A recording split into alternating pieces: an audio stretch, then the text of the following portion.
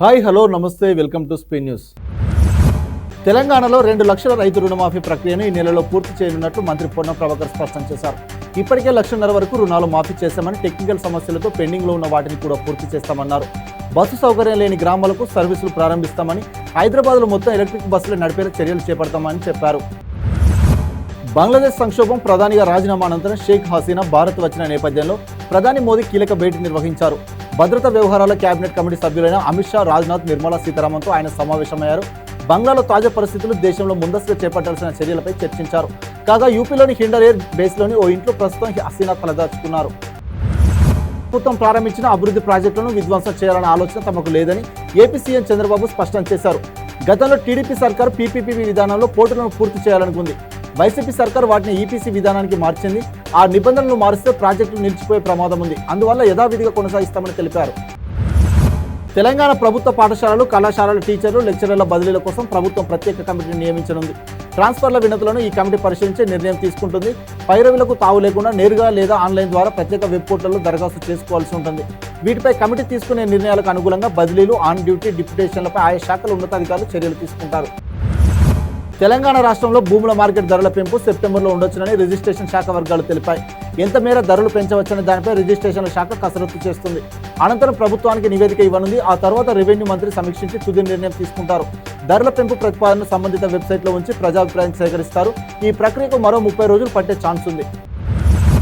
ఏపీలోని ప్రతి గ్రామ పంచాయతీని బలోపేతం చేయడానికి ఎన్డీఏ ప్రభుత్వం కట్టుబడి ఉందని డిప్యూటీ సీఎం పవన్ చెప్పారు. రాష్ట్ర చరిత్రలో ఎవరు చేయని విధంగా ఉపాధి హామీపై 13,326 పంచాయతీల్లో త్వరలో ఒకే రోజు గ్రామ సభలు నిర్వహించి తీర్మానాలు చేస్తున్నామన్నారు. గ్రామీణ రోడ్ల మరమ్మతులతో పాటు 4,721 కిలోమీటర్ల మేర రహదారులను నిర్మిస్తామని కలెక్టర్ల సదస్సులు చెప్పారు. 5.40 కోట్ల కుళాయి కలెక్షన్లు ఇవ్వాలని లక్ష్యంగా పెట్టుకున్నామన్నారు. హైదరాబాద్లోని ఉస్మానియా గాంధీ హాస్పిటల్లో అందించే వైద్య సేవలను ఉమ్మడి జిల్లా కేంద్రంలోని ఆసుపత్రిలో అందించేందుకు ప్రభుత్వం చర్యలు చేపట్టింది. పలువురు సీనియర్ డాక్టర్లను జిల్లా ఆసుపత్రులకు బదిలీ చేసింది. అన్ని ఆసుపత్రుల్లో ఎంఆర్ఐ, సిటీ స్కాన్ సేవలను అందుబాటులోకి తేనుంది. ఇందుకోసం మెషిన్ల కొనుగోలుకు ఆదేశాలు ఇచ్చింది. సిటీలోని ఆసుపత్రుల్లో ఖాళీ పోస్టులను వారం రోజుల్లో భర్తీ చేస్తామని తెలిపింది. రాష్ట్రంలో గ్రూప్ 1 మెయిన్స్ ఎగ్జామ్ రాసే అభ్యర్థుల కోసం టీ షార్ట్ క్లాసెస్ ప్రసారం చేయనుంది. దీనికోసం 750 ఎపిసోడ్స్ సిద్ధం చేశామని T SAT CEO Venugopal Reddy తెలిపారు. నిపుణ ఛానల్లో నేటి నుంచి అక్టోబర్ 19 వరకు సాయంత్రం 5 గంటల నుంచి రాత్రి 10 గంటల వరకు ప్రసారం చేస్తామన్నారు. తిరిగి అవే ఎపిసోడ్స్ విద్యా ఛానల్లో ఉదయం 5 గంటల నుంచి 10 గంటల వరకు టెలికాస్ట్ చేస్తామన్నారు. జగన్ సీఎంగా ఉన్నప్పుడు అదనంగా కల్పించిన భద్రతను మాత్రమే తగ్గించామని ఏపీ పోలీస్ శాఖ వెల్లడించింది. ప్రస్తుతం మాజీ సీఎం హోదాలో నిబంధనల ప్రకారం జెడ్ల సెక్యూరిటీ కేటాయించమని తెలిపింది. తనకు భద్రతను పునరుద్ధరించాలని కోరుతూ జగన్ హైకోర్టుకు వెళ్లడంతో అధికారులు స్పందించారు. చంద్రబాబు మాజీ సీఎంగా ఉన్నప్పుడు ఎంత భద్రత కల్పించామో ఇప్పుడు జగన్కు అలాగే ఇచ్చామన్నారు. తెలంగాణ రాష్ట్రంలో 11,062 పోస్టులకు డిఎస్సి పరీక్షలు నిన్నటితో పూర్తయ్యాయి. ఈ పరీక్షకు 2,79,957 మంది దరఖాస్తు చేసుకోగా 2,45,263 మంది హాజరయ్యారు. హాజరు శాతం 87.61% నమోదైంది. త్వరలోనే కీ విడుదల కానుంది. సెప్టెంబర్ 5 కల్లా నియామక పత్రాలు ఇవ్వాలని ప్రభుత్వం భావిస్తోంది. ప్రముఖ విమానయాన సంస్థ ఇండిగో 12 దేశీయ మార్గాల్లో బిజినెస్ క్లాస్ సీట్లను అందుబాటులోకి తీసుకురానుంది. నవంబర్ 14లో సేవలు ప్రారంభం కానుండగా ఇవాళ నుంచి బుకింగ్ ప్రారంభిస్తున్నట్టు ఇండిగో సీఈఓ ఎల్పర్స్ తెలిపారు. A231 నియో విమానాల్లో 3 పరిసరాల్లో 4 చొప్పున 12 బిజినెస్ క్లాస్ సీట్లను అందుబాటులోకి తీసుకురానున్నారు. దీంతో ఈ విమానాల్లో 208 ఎకానమిక్ సీట్లతో కలిపి మొత్తం 220 సీట్లు ఉండనున్నాయి. ప్రజలతో అసమర్థ ప్రభుత్వం అనిపించుకోవడానికి తాము సిద్ధంగా లేమని ఏపీ సీఎం చంద్రబాబు అన్నారు. భూ సమస్యల విషయంలో ప్రజల్లో చాలా అశాంతి నెలకొందని కలెక్టర్ల సదస్సులు చెప్పారు. గత ప్రభుత్వం కంప్యూటర్లో చిన్నపాటి మార్పులు చేసి భూములు కాజేస్తుందన్నారు. భూములను ఫ్రీ హోల్డ్ చేసి రిజిస్ట్రేషన్లు చేయించుకున్నారని దుయ్యబట్టారు. తప్పులు చేసి కప్పిపుచ్చుకోవడం వారికి అలవాటుగా మారిందని విమర్శించారు. గద్దర్ అసలు పేరు గుమ్మడి విఠలరావు. భగత్ సింగ్ స్ఫూర్తిగా గాదర్ పేరును ఆయన పెట్టుకున్నారు.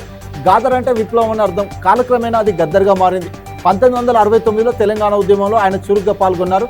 మలిదశ ఉద్యమంలో ఆయన పాట తెలంగాణ గొంతుగా మారింది.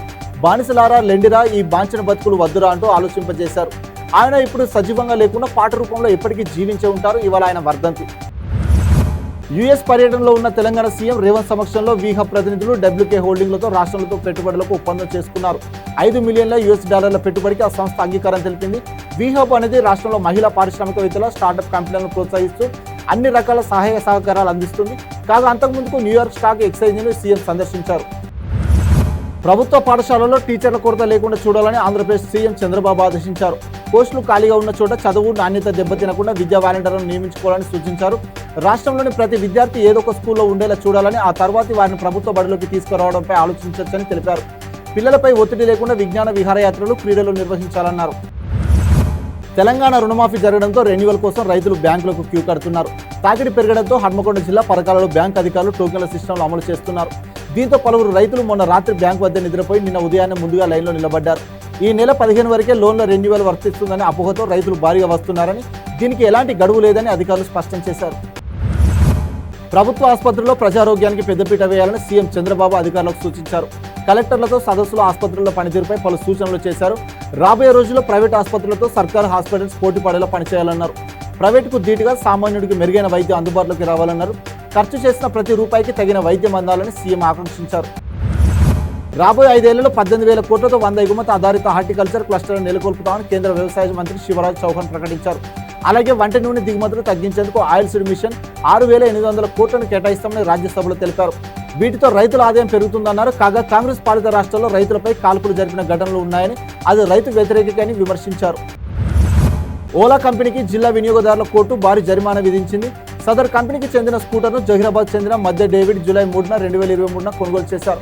2 రోజులకే పాడవడంతో కంపెనీ సంప్రదించగా సమస్యను పరిష్కరించడంలో విఫలమైంది.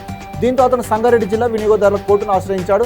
విచారణ జరిపి కోర్టు కస్టమర్కు 1,92,205 చెల్లించాలని కంపెనీ తాజాగా ఆదేశించింది. యంగ్ హీరో శర్వానంద్తో mass director Sampath Nandi cinema తీయనున్నట్టు తెలుస్తుంది. సంపత్ చెప్పిన కథకు ఈ హీరో ఓకే చెప్పారని సినీ వర్గాల్లో టాక్. ఫ్యామిలీ హీరోను పవర్ఫుల్ రోల్లో చూపించనున్నట్టు సమాచారం. ఇప్పటికే సంపత్ నంది సాయి ధరమ్ తేజ్తో గంజా శంకర్ మూవీని తెరకిస్తున్నట్లు ప్రకటించిన సంగతి తెలిసిందే. కాగా ఈ సినిమా మధ్యలోనే ఆగిపోవడంతో ఈ కథనే మార్చి శర్వాతో తీస్తారని చర్చ నడుస్తుంది.